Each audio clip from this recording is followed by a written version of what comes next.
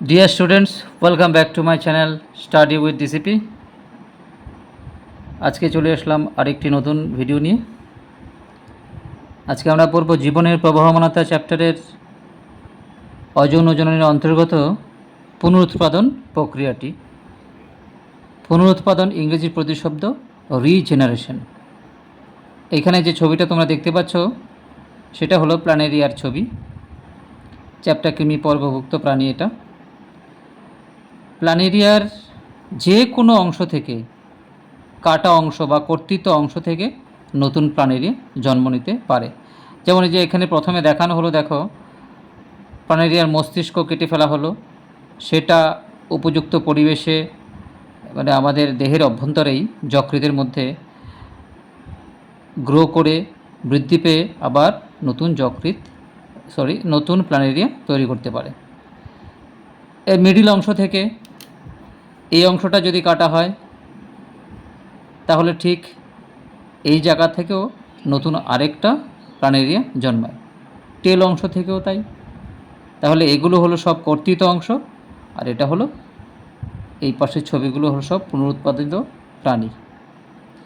তাহলে এই প্ল্যানেরিয়া ছাড়াও আর কার কার ক্ষেত্রে দেখা যেতে পারে পুনরুৎপাদন? স্পঞ্জ দেখা যেতে পারে, হাইড্রা দেখা যেতে পারে, কেঁচো দেখা যেতে পারে। তোমরা প্রত্যক্ষ করেছ দেওয়ালে যে টিকটিকি চলে, টিকটিকি ভয় পেলে তার লেজটা খসে পড়ে যায়, সেখান থেকে কিন্তু কিছুদিনের মধ্যে আবার পুনরায় নতুন একটি লেজ তৈরি হয়। এটাকেও আমরা পুনরুৎপাদন বলবো।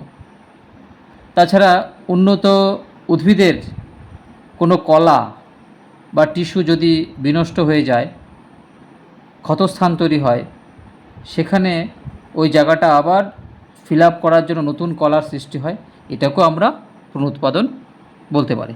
তাহলে এখানে মাধ্যমিকে যেটা মূলত আসে, রিজেনারেশন দেখা যায় এমন একটি উদ্ভিদের নাম লিখো, প্রাণীর নাম লিখো, বা কার ক্ষেত্রে দেখা যায় মাল্টিপল চয়েস কোশ্চেনে থাকতে পারে এটা। তাহলে আজ এ পর্যন্তই।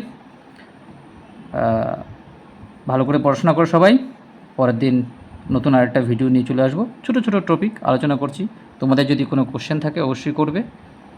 ওকে, টাটা। ভিডিওটি ভালো লাগলে সবার মধ্যে অর্থাৎ বন্ধুদের মধ্যে শেয়ার করো।